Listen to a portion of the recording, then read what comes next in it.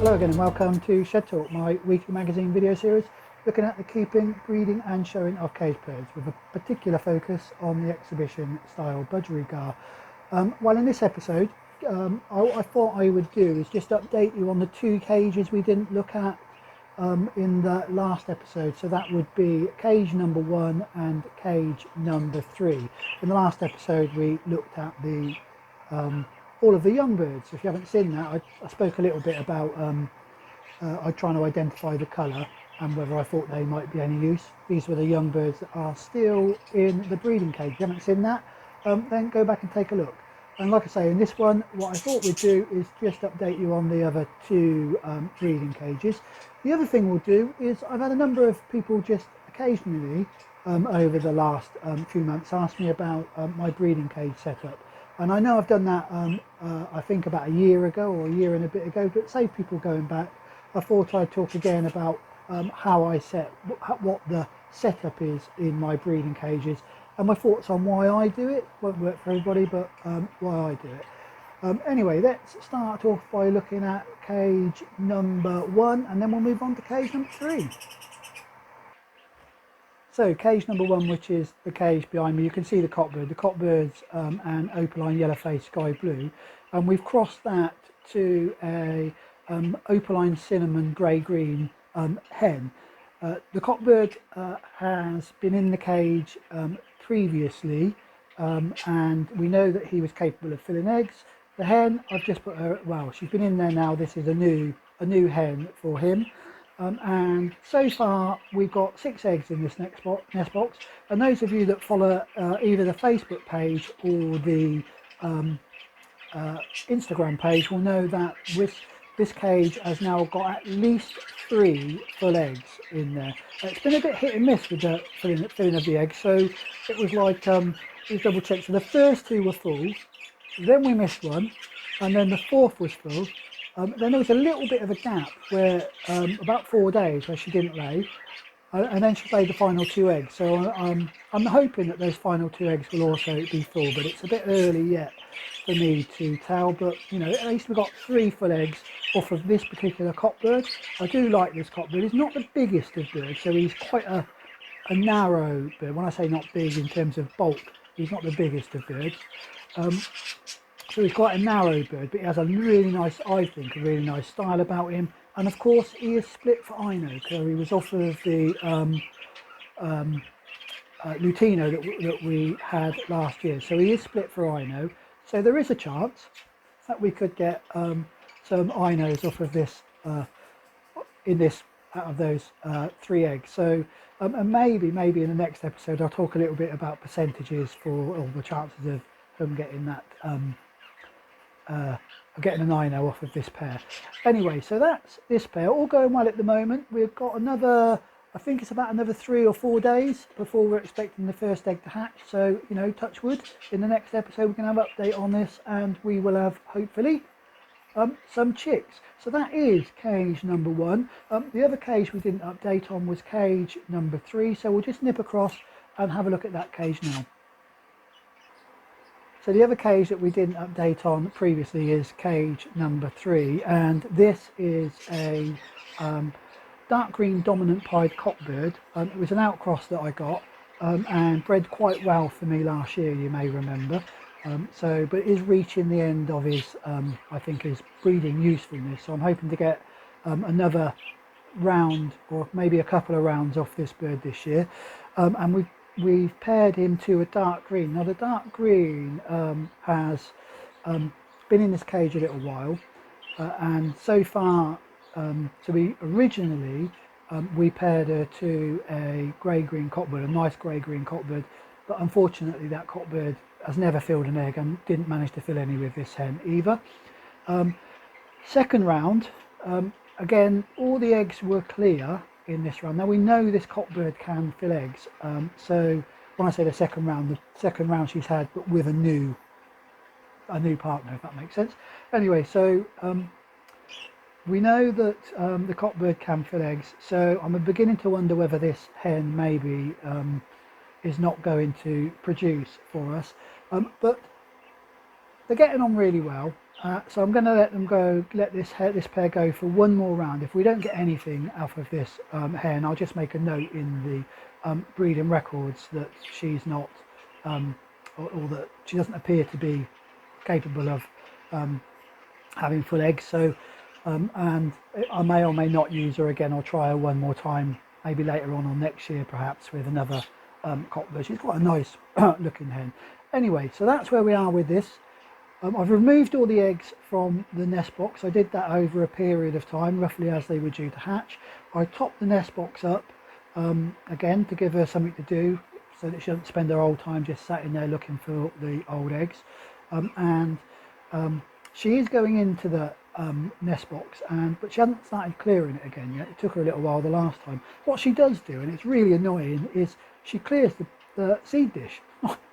Good heavens, you know. So I come in here, 9 times out of 10, seed dish is empty, all in the bottom of the tray, and I have to then top it up again. And she did this the last time, so I don't know what it is. It's just something about her, one of her peculiarities, I suppose. Anyway, that's where we are with this pair. What I think I'll do now is talk very, very quickly about my breeding cage setup, and what I've got in terms of, you know, going inside it in terms of that breeding cage. Right, let's have a look at that now then. So I guess, like most people, each of my breeding cages is set up in an identical fashion.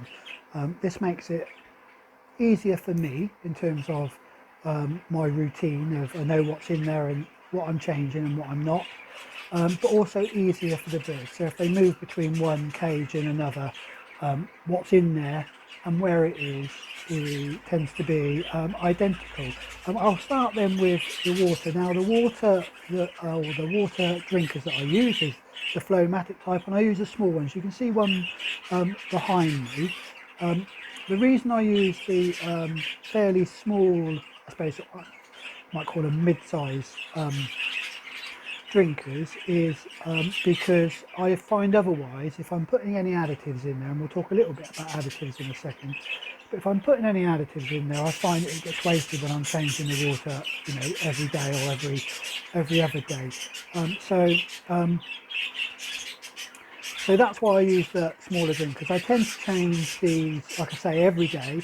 Occasionally, particularly if I'm using a mite treatment in there, or one of the treatments for the crop infections, then I will leave it in there for a couple of days just to make sure that they're getting the full amount. But like I say, I use the smaller ones because I don't want to waste the additives. Now the additives that I'm currently using in the drinkers, and I do these on an alternate, well, for one day at a time. So, and there are 3 additives, so every 3 days it rotates through those additives. And the first of those then is this one here. It's a anti-mite treatment. Now it's a tiny bottle, I don't know if you can see that, but it does go a long way. You don't have to use very much of this in the water, so it does go quite a long way, and so that they will get that on one of the days. Use that again. So it's an anti-mite treatment. I keep going off camera. The next one that I'm using, I do apologise for that, very professional. So the next one that I'm using is this one here. And that is a calcium supplement. Now, for those of you that have watched the channel for a while, will know that it isn't my preferred method of getting calcium into the birds by using this, just because I think it can be quite wasteful. And in the past, I've used an animal grade powdered calcium, so a calcium powder. And I've mixed that in with the soft food. But I've got this at the moment, and I'm currently using that, like I say.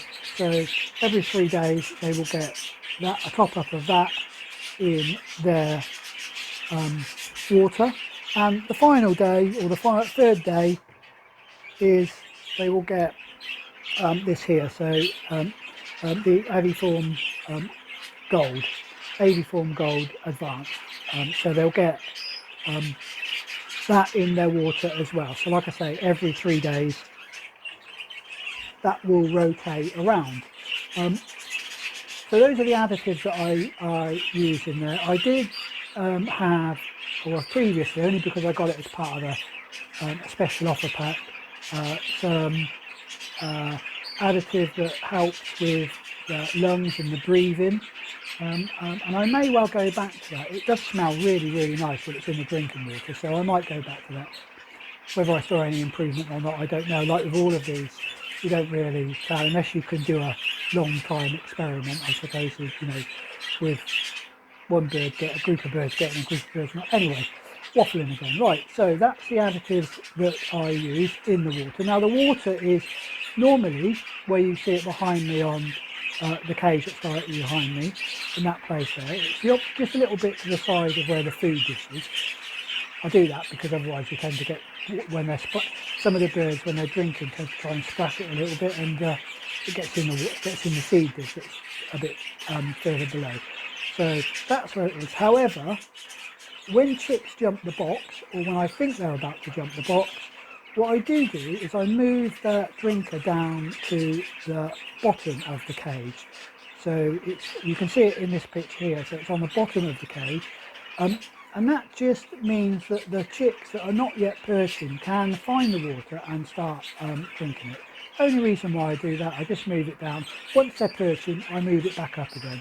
So there you go, that's the drinker. In terms of the seed, so the seed dishes that I used came with the cages. And they are these seed dishes here. So in these I just use a general seed mix. I think it's called a budgerigar breeders mix. That's what I use as their main seed. So they get that, and I change that daily. So empty out the old seed, put new seed in there, and then along with that they get a dish here that you can see. It's a dish I actually got from, I think it was from Tesco's, and I think it's a cat dish for water and for food, but I use them in the cages. They fit in the cages reasonably well. And in one side, as you can see here, I've got a tonic seed mix that again gets changed every day, and I just do a single scoop of that in there. And then on the other side they get their soft food, which again is they get in the morning and is changed, is then thrown away, whatever they haven't eaten. So so that's the additional supplements that I get on top of the main seed. Now in terms of the soft food, the amount I give them, I've got my own little measure, and I give them a scoop of that per every 2 birds or part thereof. So if there are 3 birds in there, they get 2 scoops. 4 birds in there, they'll still get 2 scoops. I hope that makes sense. So when there's just starting off just 2 birds in there, the 2 adult birds, they will just get 1 scoop of that. So that's the setup of the cage. Like I say, each cage is set up identically. Yeah, that's it really. That's my breeding cage setup. We went through nest boxes a couple of episodes ago, so I won't do those again. That's my breeding cage setup. Well, that brings us to the end of another episode of Shed Talk. If you enjoyed it, then please do hit the like button. All the likes do help the channel to become more visible across YouTube. I know I say that almost every time, but it is true. I look at the number of views that a video gets, and it's directly linked to the number of likes. So hitting that like certainly helps the channel, so please do that. If you're not a subscriber yet, please do subscribe to the channel. Thanks to all those who have subscribed recently. We're actually getting very, very close to 1,500 subscribers, which I know is still a fairly small channel, but that was what I was hoping, or what I'm hoping to hit very, very shortly. I think we're about 12 short of that as it stands as I'm recording this. So please do subscribe to the channel, help us hit that 1,500 subscribers. Somebody asked in the comment on the last video, I think it was, when we would get a chance to go out and have a look at the 5s. Well, I really do hope that next episode we can get out there and we'll have a look at a couple of the pairs that a couple of the birds that I'm thinking about pairing up. I've got two hens that I am quite looking forward to, but I've got to find cock birds for them.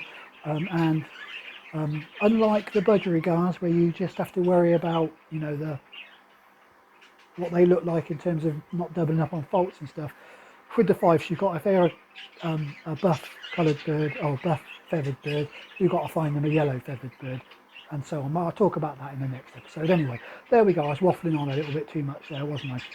Right, like I say, the end of the episode, so that's what's coming up in the next one. But until then, as always, do stay safe, enjoy your birds.